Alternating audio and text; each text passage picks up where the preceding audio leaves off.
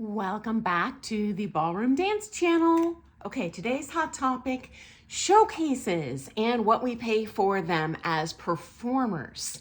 And guys, a number of you have asked for video of me dancing and I'm like, there's nothing. It's all on VHS. But when I was thinking about this last night, I stumbled across a video of me dancing actually with a pro and not a student. And so I'm going to share a link to that showcase grand finale in the description if you have fun watching that. It's a brief snippet. We prepared this little foxtrot piece in about 10 minutes together. But you know, when you're a pro, you can do that pretty easy. So if you want to see me dancing, look for the pink costume. Fast forward to 1:20. First link in the description. Okay, here goes. One of our commenters says, "Hi there, Sunny. Last week my studio had an in-house spotlight, which I went to but did not perform in because 5 weeks prior I was asked to participate in it. And I said yes, but then I quickly realized it would take at least one private lesson to practice for the show every week. So here's the math. I pay $155.25 for 45-minute private. This would be 5 weeks, which comes to $775, an additional $30 entry fee for the showcase, all for my showing off my so-called talent during a less than 2-minute song." Good point. My third week in, I had to bail because my weekly paycheck is $450, but I'm currently still taking classes. Just thought I'd share. Okay, so I think this is a hot topic for many people. Thank you so much for commenting, guys. It helps me determine what to talk about, share next. So there are a wide variety of pricing structures for doing showcases. If you do have it in the time, in the budget, I do think they're a good idea to put a little fire under your butt to improve your dancing. Usually they're a heck of a lot cheaper than Pro-Am, so I would definitely encourage that route over Pro-Am if it saves you money. Because that either way you get a fire under your keister. And number 3, I always encourage people to dance with an amateur partner if you can find one. I know that's like finding a needle in a haystack, but then you get to split the price of the privates, right? Okay, so number 1, it's fun. And I'm going to include links in the description as well to many, well, not many, but I don't know, maybe 7 or so of my own students dancing in showcases, so you can see that too. I'll put that in the description. When I owned a studio, I ran 4 showcases a year. Okay. Mostly it was because my staff, my teachers pressured me hardcore to run these shows. They were such a pain in my butt. They were so much work. They were so much money to run. I didn't make a cent off of them. But you know what? You are right, my friend, in the comments. Teachers want to do it just so they can build lessons. And I do feel there's a benefit to the students. Although I do think, honestly, some teachers take advantage of that situation, but it is what it is. I'm just being honest with you here. Don't throw shade at me. Many studios, I would say most studios, actually charge a fee to participate.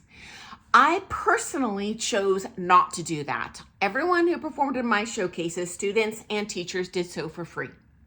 Some studios, I have a friend who structured it in their studio where they required each performer, okay, if you want to perform, you must sell 15 tickets or something. I personally never required my performers to sell a thing. Like, they're not my employees. I just think that's ridiculous. They're already paying for the privates.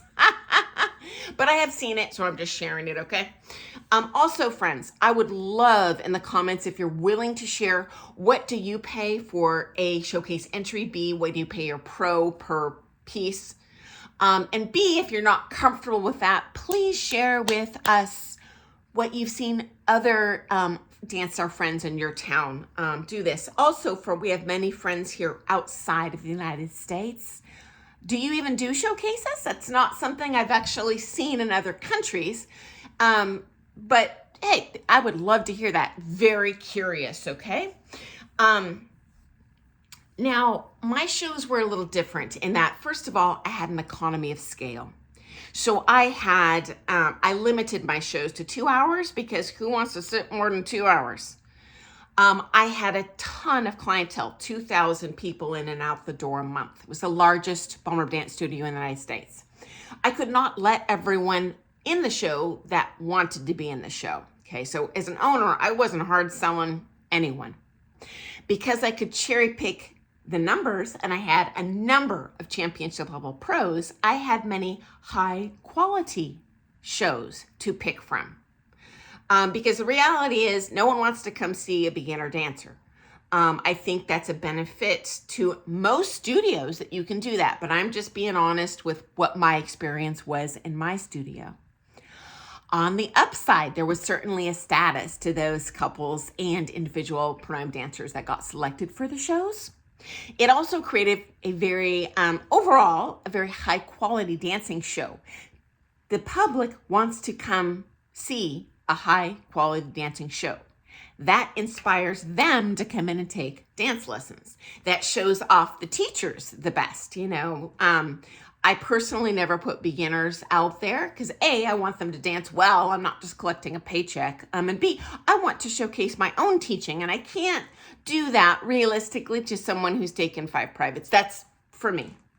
I love that most of you probably have that opportunity, and I think that's great, but I'm just being honest with how I ran things, friends, okay? I also did not let anyone in that didn't have a professionally made costume, or that if they did, some people are very talented seamstresses, experienced dancers. If they have a costume that, you know, looks like it's not amateur hour, bought off a shelf and glued some, sequins on it. Yeah, they could get into, okay. So this also created a sold out audience for me. Usually I would cap at 200 people with standing room only. Okay. I had 2 or 3 tiers, and then standing room on the sides for people that did not purchase the VIP seats that were front row. It's very exciting for the performers to come to a show with the public. So we're not talking about, their friends that were and family that are obligated to come watch because I was invited by, so-and-so, but actually performing for people that just want to be entertained, that don't know you. So, like our most popular numbers were almost always the comp rounds. I'd run a mock comp round with my students on the floor. We would usually do a Latin round, a standard round, and a West Coast swing round. Now, West Coast is not my personal jam, but we did have a very strong West Coast program there. And so those teachers obviously taught all those competitive students. I only taught beginner West Coast and refer them to a better coach, get a better value for their money, okay? Okay. Please don't throw me under the bus, but in my opinion, I do understand why studios charge. Because I personally it was very expensive to run the shows, at least the way I did, okay? It was several months of preparing. The second one show was over. I had already done the poster artwork for the next show 4 months later and had that blasted all over the place. I didn't do anything hokey on my, desk computer. I had everything professionally printed, 20-page programs, full-size posters, handbills. I determined the order of the shows about a month in advance so I could tell all the performers, hey, you're going to be in Act 1, number 8, you're going to be in Act 2, you'll be the 3rd number on the floor, here's the order, this couple goes before you, this team dances after you. And in my shows, I would say the smallest show would be maybe 50 performers. The largest, 100 performers. Obviously, this varied show to show. The number of teams definitely made a difference. And I had many teams in my studio. So I had beginners kids, I had more advanced kids, I had team, I had 2 adult teams. And so, when you have more teams, dancing, yeah, it just ends up with a lot of folks on the floor. We also later, salsa became popular. Again, that's not my jam, but we had a salsa team. So lots and lots of performers. And then at the end of the show, we would have a grand finale, which I would pay someone to choreograph. Many studios use volunteers. Personally, I don't believe in that. These are my clients, not my employees, not my servants. I paid everyone, and I paid a lot of people. I paid people to do choreography. I paid people to do spotlights. I paid people to check the people in. I paid people to be backstage helping the performers dress. I paid people to line them up in the hall, make sure everyone's in costume. I purchased, we would always have 2 shows because both of them would sell out. So I would have a matinee and an evening. So I had a completely separate food spread for the performers backstage, very elaborate, with beverages, meat and cheese trays. I'd always have a couple custom cakes with the showcase picture on it. Loads of fruits and everything you could possibly want, cookies, you name it. I had all of the dressing rooms set up. Every pro had a private dressing room with their own food tray on there with their favorite beverages and then their dietary, weird needs. Because the pros kind of eat weird. So I'd be like, well, I only eat organic and vegan and blah, blah, blah. So each pro had their own special kind of VIP set up in their private dressing room. There were signs all over the place with like the showcase lineup, the the dressing rooms labeled like this is the teen girls, this is the adult men, blah, blah, blah. Okay. I spent a good month in advance. That's about when I had the showcase order lined up, pre-recording all of the music. Because there's nothing that makes a great show look like amateur hour than when your music's jacked up. We've all been there. I don't want that happening when someone's paying for a ticket to come see dancers, and I want the dancers to look their best. We had 2 technical rehearsals in advance where we would play all the music, make sure it's working, and then I would program lighting based on the show itself. So the teachers could send me a recording. I would go to their class and watch the show, and I would say, okay, well, they do a lift at this point, so I'm going to put, green spots around the room or lasers or whatever to make that dancing look the best. Because there's definitely, I'll call it production value when you have a professionally produced show instead of just, again, I call it amateur hour. We show up and it's a showcase. No, ours was really a show. Did I generate thousands of dollars in ticket sales? Yeah. Did I spend thousands of dollars and 3 months busting my, keister and pulling some all-nighters to make that magic happen? Yes.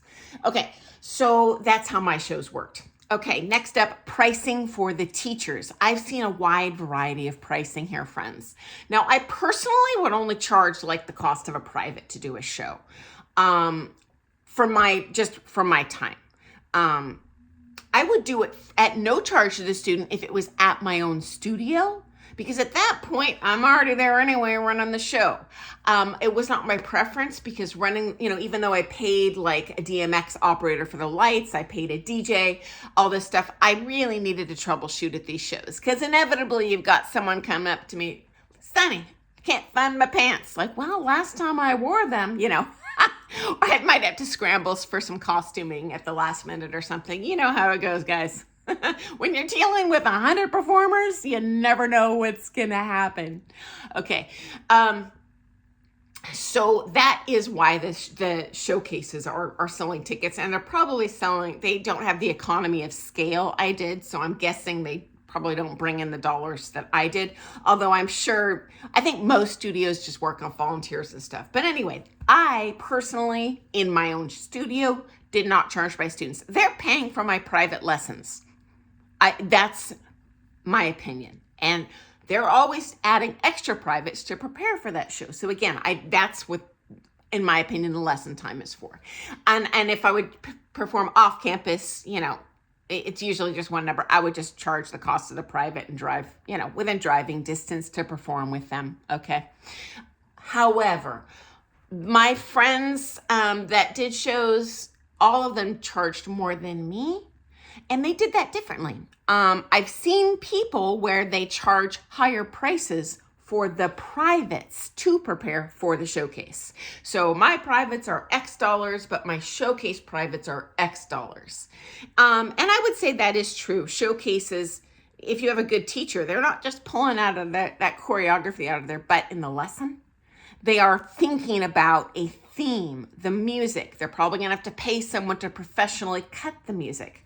I personally did not allow any fade outs in the music in my shows. Again, amateur hour, I always had professionally cut every single song if it was going to be led into the show. We also had a blackout between each number to make it really dramatic, so most people could end in like a lift or a drop to make it a lot more, I call it flash and trash in a showcase. You can make actually any dancing look pretty darn good if you add a little flash and trash and great costumes and beautiful lighting. So I had another pro friend who charged $10,000 a show. Now this was a championship level dancer, but again, don't throw shade at me, guys. I'm not saying he wasn't worth it. I think he wasn't worth it. So I personally think that's a ripoff, but that's me. And whatever your pro charges, you just think about the value for you. And most important, if it's in your budget, do not let someone hard sell you into things you cannot afford, guys. That is bull pookie, all sorts of shade. So, guys, again, please share in the comments what your experience has been, especially if you're outside of the United States. Do you even have showcases? I don't know. And then if you do, anywhere in the world, because I'm just one ballroom dancer.